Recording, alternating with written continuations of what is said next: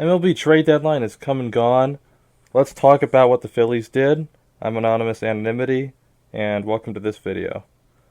So to start off with, the Phillies went and they got Michael Lorenzen. He is a 3 or 4 starter. He's an all-star with the Tigers, but that's really only because they're the Tigers. That's no hit on him, though. He's still a good pitcher. He should slot in nicely into the rotation or into the bullpen if they see fit to moving him there.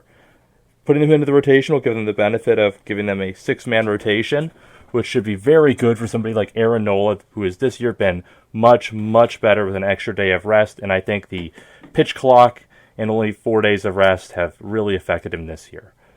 For Michael Lorenzen, the Phillies gave up Hao-Yu Lee.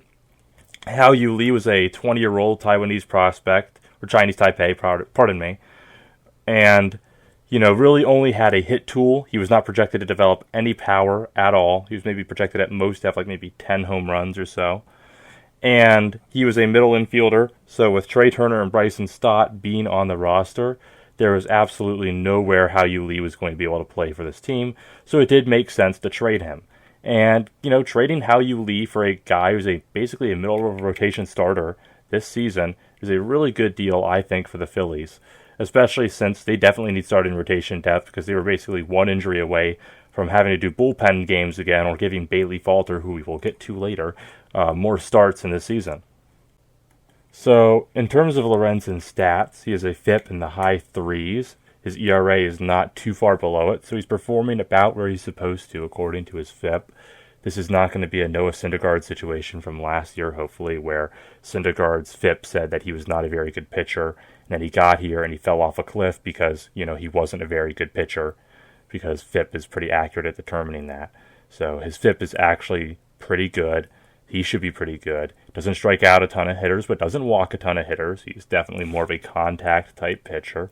And the Phillies' defense isn't as bad as it was last year. Schwarber's gotten out of left field. That is just gigantic. I don't think that can be overstated how huge that is. Harper moving to first base to get Schwarber to DH might be, honestly, the biggest move of the year so far for the Phillies.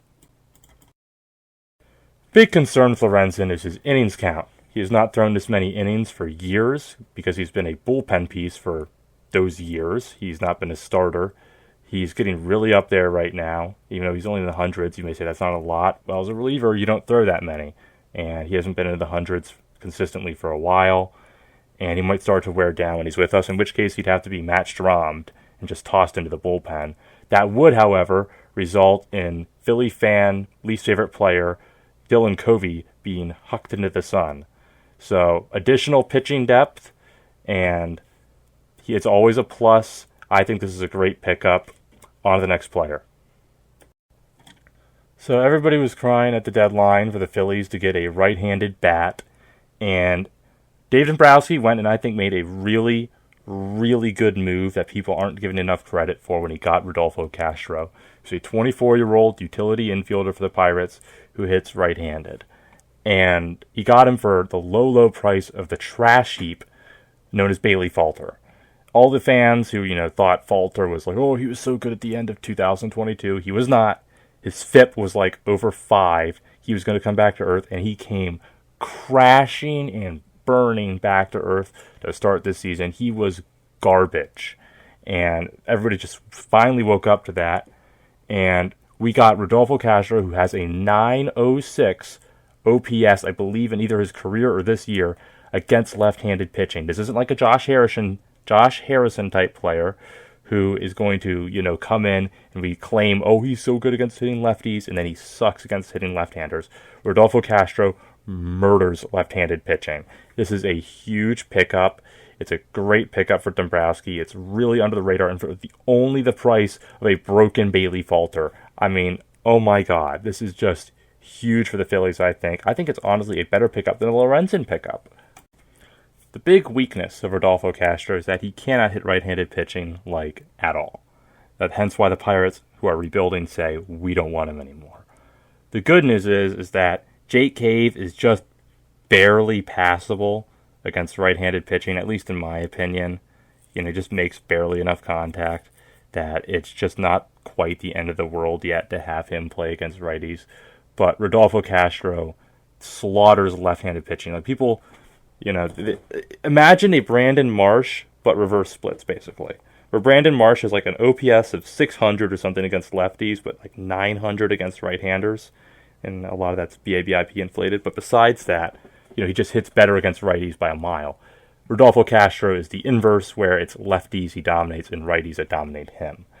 It's going to be very important to just play him against lefties, and you will see a lot of good results. I know Phillies fans, had these nonsense notions that they needed to sell the team for, say, other players who we'll get into later, but I'm glad they didn't, and I think this is a fantastic pickup.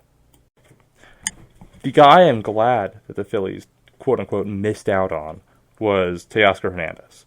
Phillies fans have bitched all year that, Kyle Schwarber, I don't like him because of how much he strikes out. Oh my God, he strikes out so much. Oh my God, he strikes out. I hate it so much. The one guy in baseball who is striking out more than Kyle Schwarber right now? Teoscar Hernandez. He is striking out more than Kyle Schwarber. More than Kyle Schwarber. I didn't know that was possible. And he doesn't get on base at all. He sucks at getting on base. It's under 300. And the Phillies fans wanted him because, he hits power and he's right-handed. The obsession Phillies fans had specifically with players that hit right-handed, which is baffling to me. I don't care if you're right-handed. I care if you hit lefty and righty pitching. And yes, Rodolfo Castro doesn't hit right-handed pitching, but he hits left-handed pitching, and that was like the big hole the Phillies had. And I do not get the obsession with Teoscar. I'll say that over and over again here. I don't get the obsession with Teoscar Hernandez. He's not a particularly good fielder. He has no on-base tool, strikes out a ton. Why was this fandom so obsessed over him? And I think it's just because name recognition. Because somebody put his name out there, said, Teoscar Hernandez, he does XYZ, and fans just accepted that he did XYZ, and he must be a good player because somebody on radio said his name, and then they just start clamoring for him instead of actually looking at his numbers and going, wow, this guy absolutely blows. I don't want him near my baseball team. So, whatever.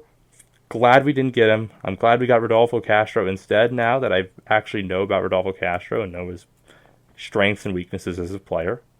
And I think it was the better move. So, that was the Phillies trade deadline. Thank you for watching my hopefully brief breakdown of it. I'm Anonymous Anonymity. Enjoy your day.